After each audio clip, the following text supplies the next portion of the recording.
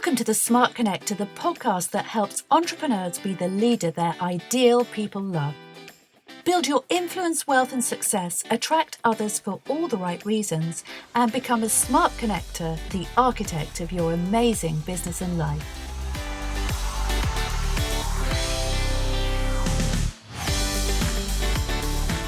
Welcome to the Smart Connector podcast. My name is Jane Baylor, and I'd like to welcome my guest tonight, Martin Stockman of Stockman Ventures, which works with early stage entrepreneurs to help them find expansion capital. Martin consults and mentors young tech companies, helping them get investor ready, and he also assists them with the fundraising. He had a career as an investment banker, as a corporate venturer and a tech entrepreneur himself before assisting these early stage technology businesses to grow. So welcome, Martin. It's great to have you here. Thank you very much, Jane. Before we dive in, Martin, I'd like you to just expand a little bit on your current activities. So I've given you a broad introduction, but perhaps our listeners would like to know the sort of companies that you're working with right now and exactly what you're doing with them. Okay, well, in UK, there is an extraordinary environment, really, where we have possibly outside America the most exciting tech scene, digital tech scene, whereby absolutely tens of thousands of companies are starting up all the time to be part of the digital revolution. So everything that we take for granted around us, we take an Uber, we take an Airbnb, all these sort of things came out of this digital revolution, and we take them all for granted on a daily basis. Of course, in my opinion, this era, the last 10 years won't be known for, President Trump or anything like that. It'll be known for the digital revolution in 100 years' time, and we're living through it. And we don't understand these incredible changes that happen every day.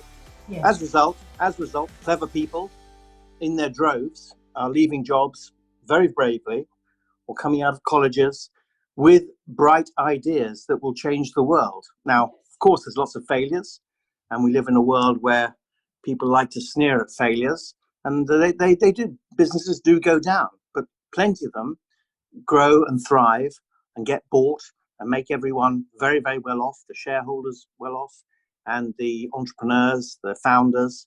And every day you see hundreds of activity, hundreds of companies going through this activity.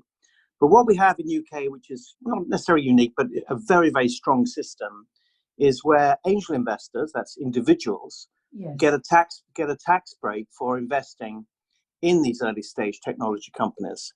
And I won't go into the details, but basically it's EIS or SEIS. And you either get 30% of the money you put back from the revenue, or 50%, depending on how young the business is. So what you've got there is an activity where you see the old days where banks or corporations would back these things, but not very often. Now we've got an environment, not unlike Dragon's Den, I suppose, which that is sort of a pantomime version of what I do. Yes. Where this goes on, you'll find four guys in a pub in Guildford tonight, sitting around there. They've made a lot of money in their life, and they want to try and invest in these early stage projects. And they pick them almost like you're picking a horse at Kempton Park, but they go through due diligence on these projects, and they will say, well, I'm going to put, £50,000 into that business. The government gives them some money back as a tax break, but ultimately the business could completely fail. So it's entirely a punt. It's a complete guessing game as to which of these deals will do well. And this is where I come in. Yes. Every day, entrepreneurs reach out to me and say, well, I don't really know how to do this. I don't really know what I've got to do to find these investors, but also get myself attractive for these investors. Yes. So I will work through a mentoring with them, and I will assist them with their investor-facing documentation. Yeah. I will go and meet them. Most of these people are pretty clever. Most of these people have got big egos. You've got to expect that, yeah. You've got to, and I must say I'm attracted to it, because both parties here, the investors and the entrepreneurs themselves, I consider to be incredibly brave people. Because ultimately they're going out there and they're creating jobs and making a gig economy, a more exciting economy, which is really replacing the bricks and mortar sort of high street world we used to live in. Yes. That, in my opinion, is gone. There's a whole new digital world out there. And of course, it's got problems attached to it. But ultimately, I do believe, on balance, it's a better world for most people. So coming back to the original question, there's two sides to this platform. There's the entrepreneurs who seek me out, and in turn, the investors who seek me out because they want to have good deal origination. They want to see good projects. And yes, I've missed out a few things here. So you do get corporations investing. You do get what's called venture capitalists, VCs, VCTs. These are the expressions that people use. But they don't do that many deals. They tend to be extremely prescriptive as to what they invest in. Yeah. And for that reason, if you've come up with a clever idea in your front room, or a university, or some technology, or you've written some code, some software or something, more often than not, your first port of call will be to go to your friends and family and raise some money there. Yes. Then there's what's called the equity gap. The equity gap, once you've got a 25k out of your auntie and your uncle, your next door neighbor and your brother, and put your savings in yourself, or 50k or something like that, then you need to build up and commercialize your business. Yes. And until you commercialize, have a certain amount of revenues, more often than not, the venture capitalists will not look at you. You're too early. You're too unproven. Yeah. Now, with some exceptions, if you come up with some incredible medical technology, which I don't know, maybe a cure for some terrible disease or something, or if you come up with some software which is demonstrably different, then sometimes you will get the institution investing. But most of the people who take this risk on are angel investors or groups of angels. And so you probably heard of crowdfunding as well. Yeah. So the key part for me, my niche, and this is coming onto it, is that I've got a Rolodex of angel investors, individuals or groups of individuals who have appetite for this dangerous early stage. Yes. And that really is my USP. Yep. How did you get into this, Martin? I mean, obviously, I know that we talked a little bit about your history, that you've been investment banking and also a tech entrepreneur. Did you just fall into this, or did you spot a particular niche in the market for these early stage tech entrepreneurs that other people weren't filling? Well, I will tell you the story, and I think it's quite a funny story. Uh-huh. I always liked one particular rock band, the great Roxy Music. Oh, but wow. Anyway, okay. Some of your listeners of a certain age will know them, and the god like Brian Ferry and everything. Sure. Anyway, but I found I was writing literally letters to people around the world, communicating, are you going to this concert or whatever? Suddenly the internet came along, and we had a little discussion group of about 20 or 30 nerds who were interested in it, online discussion. And suddenly it became 200, and suddenly it became 500. And this was around about 1996, when very few people had personal computers, just starting to become a thing. And I was an investment banker at that time. And I thought, my God, there is a power here beyond my imagination. Of course, the 0.001% Steve Jobs of the world, yes, they were way ahead of me. But actually, if you walk down any high street in UK, people were not thinking a personal computer would change people's lives to the incredible extent it has, obviously. So I got into it that way, and it served a purpose for me.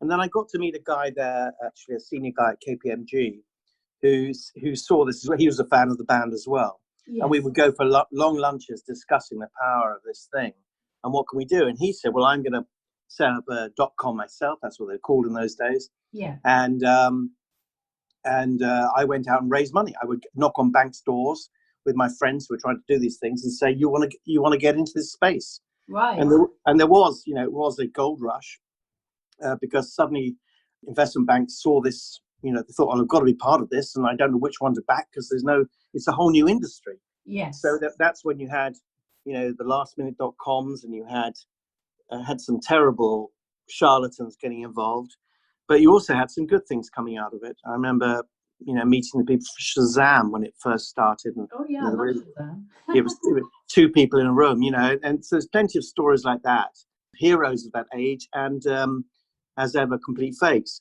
But around about that time, I got headhunted by Compaq Computer to run their ventures. So suddenly I was sort of poacher turned gamekeeper, and as much as I suddenly was on the other side of the fence doling out the cash and having to sift through thousands of business plans each day and trying to make sure I didn't miss the Beatles, as it were. So it was a lot of fun. I did all sorts of things around that time. So that's how I got into it.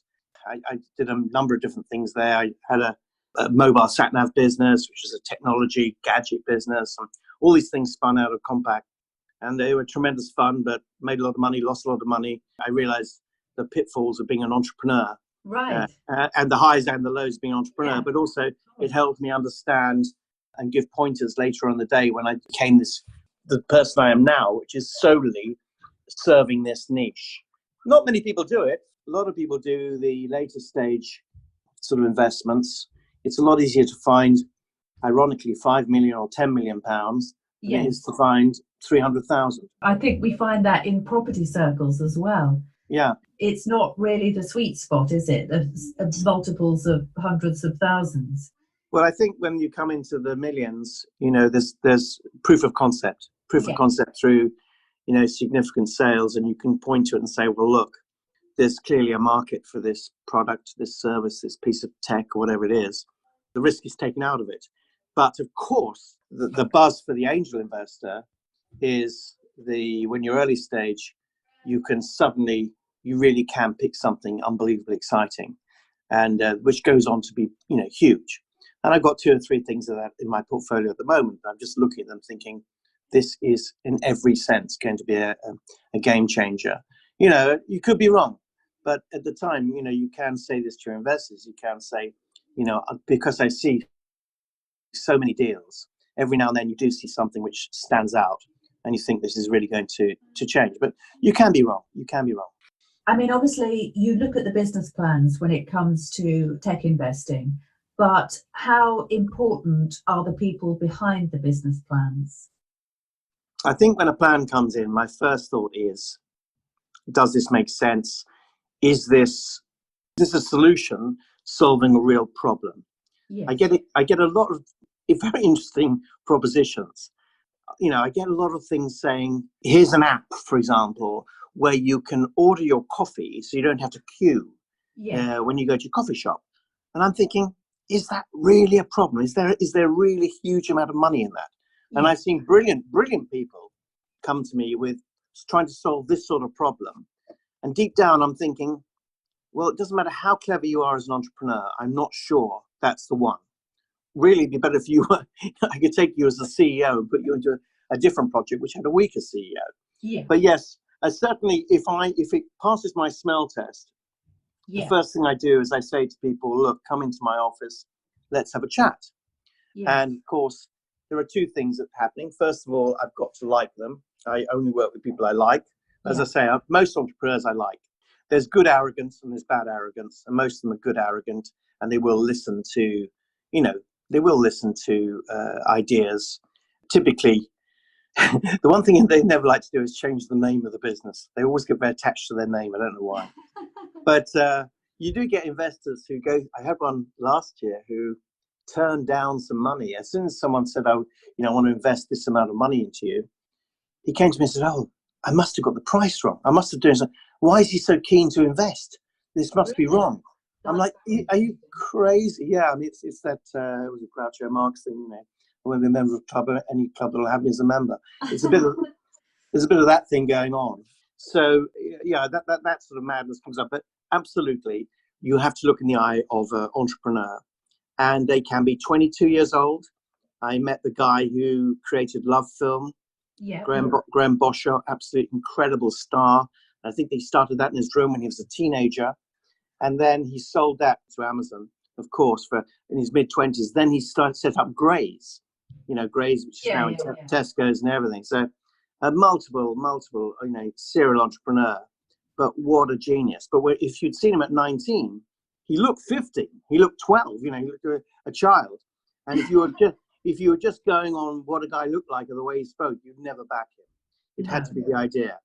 So conversely, you can get your Hollywood CEO who's 33 years old, looks great in a Rolex sweater, all that sort of stuff, and he can actually have a useless project.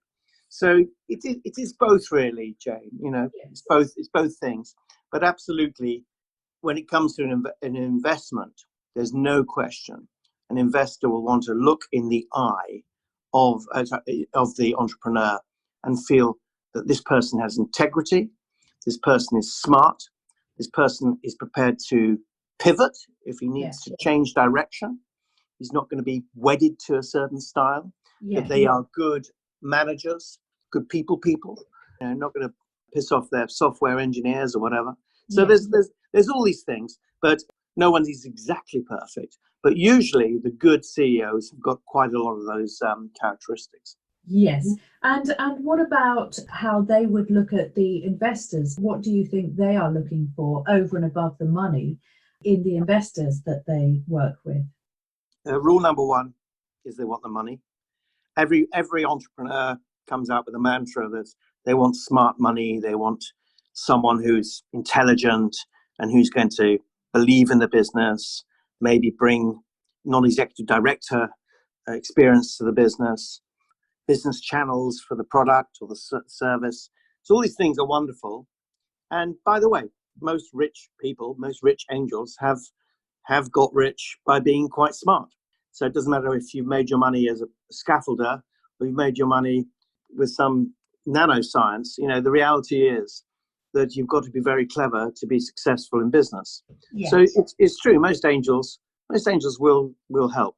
The danger is you get sort of everyone's 60 years old and they won't understand, let's say, something that is in the zeitgeist for the millennial.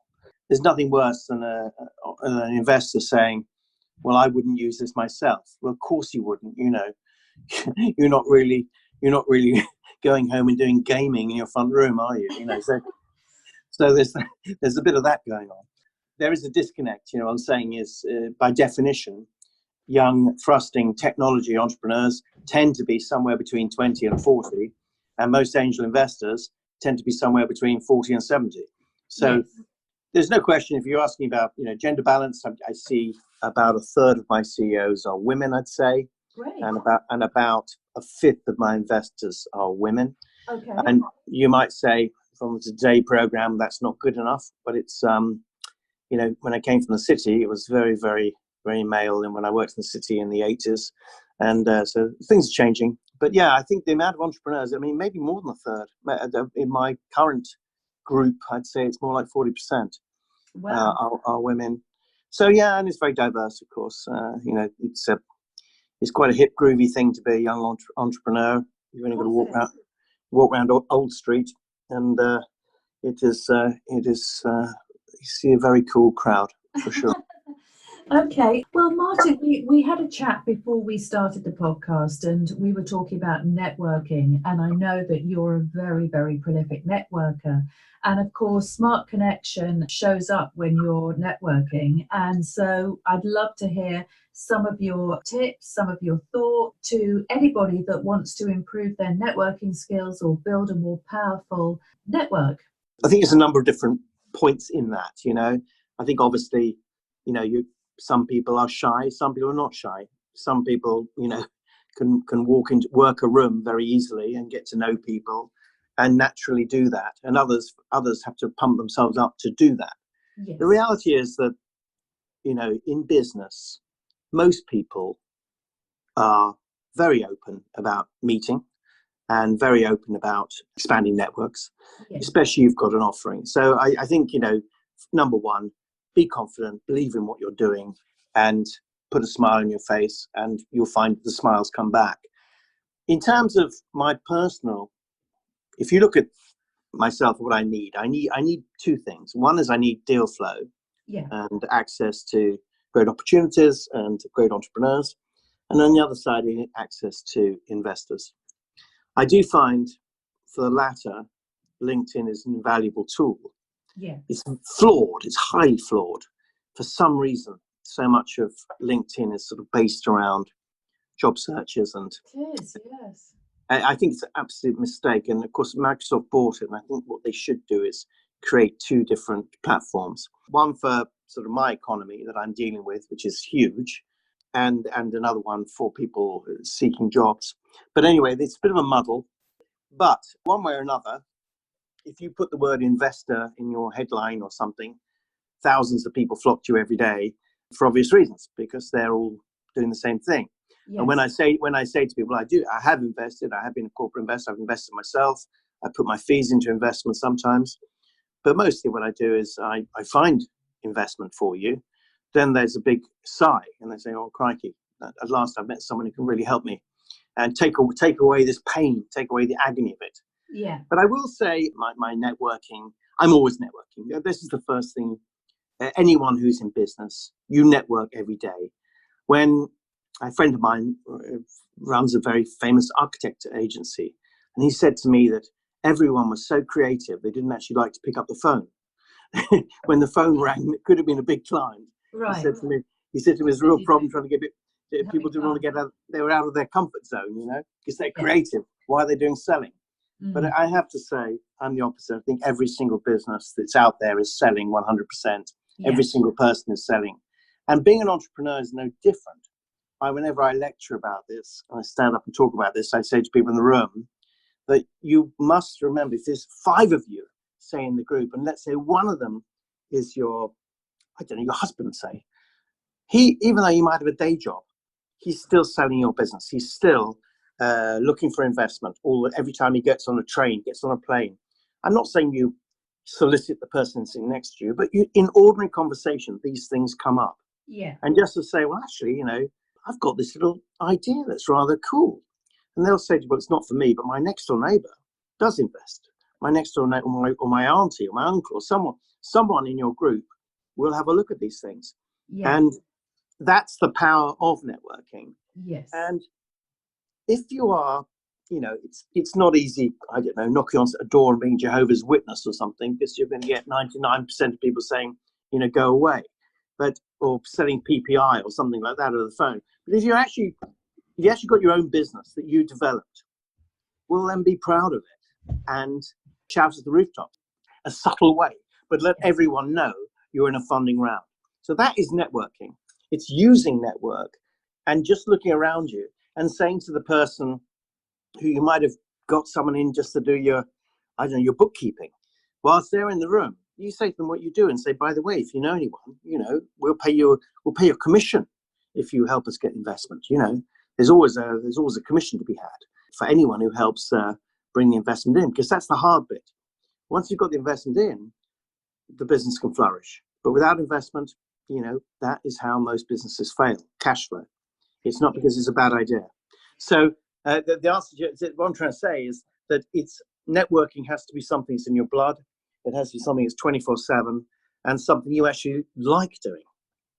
And I also think you made an important point there about if you bring investors, then there'll be something in it for you.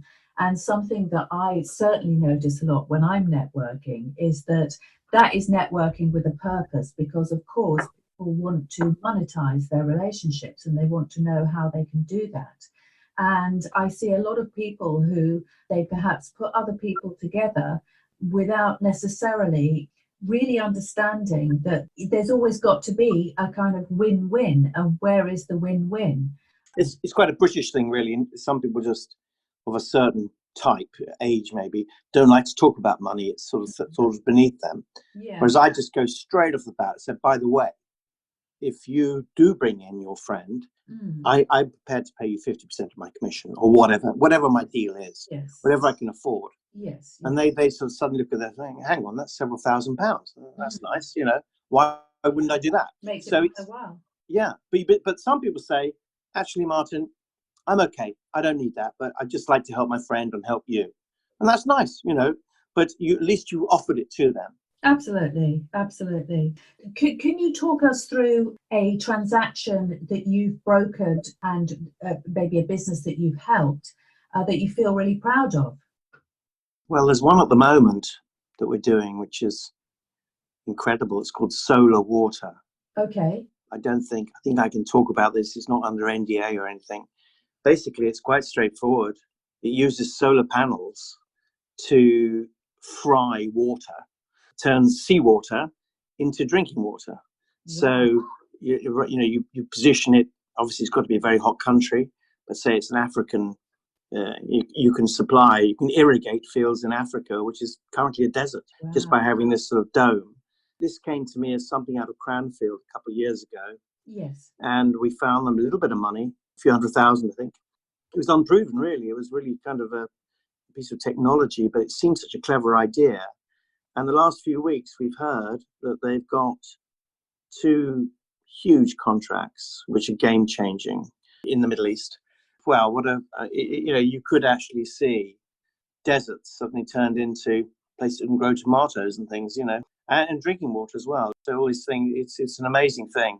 Solar Water PLC is the one. So that's nice. I mean, when you see something that's clearly helping people.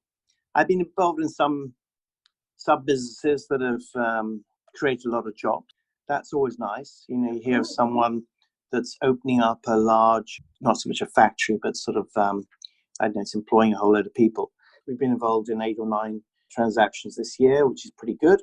And it doesn't mean we always fill up the round. It just means that we add bits and pieces to it and allows the entrepreneur to complete the round and get enough money for him to go forward. Yes. So yeah, I mean, I hope that helps you. But that's just one. I mean, we do. Technology is such a big word. On the one hand, you've got just someone, I don't know, selling handbags on an e-commerce site. On the other end, you've got something like this solar water thing, which is or a medical technology, which could be saving lives. So technology is many, many things, fintech and prop tech and ad tech. There's so many different techs. We tend to have in our sort of 5 projects at any one time, a spread of different things, which serves my network of investors. So you can't go back to the same angel investor with the same project, same type of project, every month. You've got to give him a different, sort of selection. Yes. So, Martin, at the moment, would you say that there's a particular appetite from your investors? If you took them a project in a certain sector, would you say that there's any particular sector that they're getting really excited about at the moment? Yeah, there are fads. I've been through all sorts of fads over the years. I mean, the current one is artificial intelligence, machine learning or blockchain, these sort of things. I see blockchain just as a enabling technology. I don't see it as anything special, but of course it is special because the security implications are incredible from blockchain. But I think artificial intelligence, the idea that you set up a website, I don't know, let's say for a group of villas in on the Greek island, you just want to market them or something.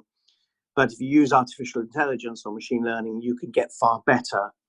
Let's say you have a chat bot on there that deals with people. But if that chat bot is learning all the time, there's kind of questions that come and how best to answer them to convert into a sale.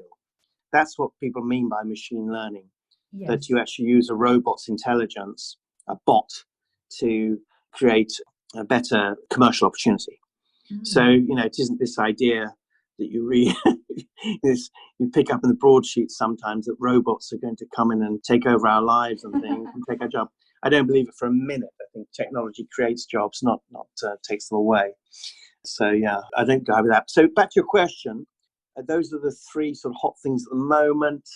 You do hear one thing that's been around for 10 years, which is smart cities, which seems to have, it's still there, but the idea that 10 years ago that every waste paper bin would have a Wi-Fi attached to it or something. This is something that's been around for 10 years. It hasn't really taken off. But then you look at, I don't know, in London at the moment, the electronic bike sharing scheme. 3 months ago, you didn't see any. Now you just see thousands. It's just come from nowhere, and it's taken over. So these things can just suddenly come along as a fad. But no, in technology, that's true. In the medical technology and in banking, there is a sense that people have had enough of the government owning data, and that you should have control of data. So why? you have to go through your doctor to get your medical data. That's just insanity. The idea that you own that. And by the same token, that we have now a thing in banking called open banking, which means you can say to anyone, look at my current account. I will give you permission to look at my current account, and you can see that I'm a sensible person with my spending, for example. Yes. Now, of course, you get into areas of GDPR and all that jazz, but ultimately, if you give someone the permission to do that, and as a result, they can see that you're a better bet for credit or something like that, that has to be a good thing in my book. Mm-hmm. So these are hot things as well. Open banking, open medical records, these sort of things, which I think in 5 years' time will people just take for granted as much as, using a debit card to ping for your coffee in the morning. Yes, I understand. Right, one last question, Martin, which is really about connection and about, I actually read somewhere that human connection is going to be the new luxury item of the future. So what would you say as somebody that's at the forefront of new apps, new tech, what would you say to that suggestion? I think in my business, an investor does want to meet an eyeball, a human being who is going to be the person who defines whether their money is going to be doubled, trebled, or be thrown away. And that's the bit that I come into. I offer a bespoke or boutique service, if you like. If you look at the crowdfunding world, Crowdcube, Seeders, all these great platforms that do tremendous business, they are taking away the human element, where you can just put 100 quid into something or 500 quid into something, and without meeting the entrepreneur. And of course, I don't know, something's lost in that process, really, I think. I think the two can work concurrently, but the process I'm talking about, which is the human looking into the eyeballs of someone and saying, is this person going to be a sensible CEO? I've got a million stories I could tell you about that, how you think someone's going to be sensible, and then an investor will pull out because they'll see something about them that just makes them think they're not going to be, good with money, I suppose. Yeah. Being, successful business people are good with money. They are sensible. They don't throw it on fast cars and whatever. They genuinely don't. Not until they've sold the business anyway. They treat every penny as their own. Yeah. And that is very much what an investor wants to see. And that you get through human contact, I believe. Yeah. So I hope that answers that bit of the question. For me, I enjoy it. I enjoy the human contact. For me, when I'm successful as an entrepreneur, you better want to go for a drink with them afterwards, and let's celebrate, because that's part of the fun of it. You go through tough days where investors turn deals down at the last minute and things like that. But when you actually get the money in, celebrate it, for goodness sake. It's such a great, and that's a human thing. Yes. That you won't get with robots, or just by if you sit at home just trading stocks on the FTSE 250 or whatever, there is no human interaction there. It's kind of interesting, but it's like sports betting or something online. But it is not venturing. Yes. And venturing is a very human business, in my opinion. Yes. Wonderful. Well, listen, it's been absolutely fantastic to have you on here, Martin, as a guest. Thank you so much for giving us your time. And I hope that some early stage tech entrepreneurs will have been listening to this and will hopefully get in touch. That'll be nice. Yeah. It's martin@stockmanventures.com, or you find me on LinkedIn. Always up for a chat with people. Thanks. Wonderful. Well, thank you so much. Bye-bye for now. Great stuff. Cheers. Bye. Thanks for listening to the Smart Connector podcast. If you've enjoyed this episode, why not head over to janebaylor.com and order a copy of my free report on building your personal brand. I'd love to connect with you on social media. And finally, don't forget to like and subscribe to my podcast so that you never miss a show. Thanks for listening in, and see you soon.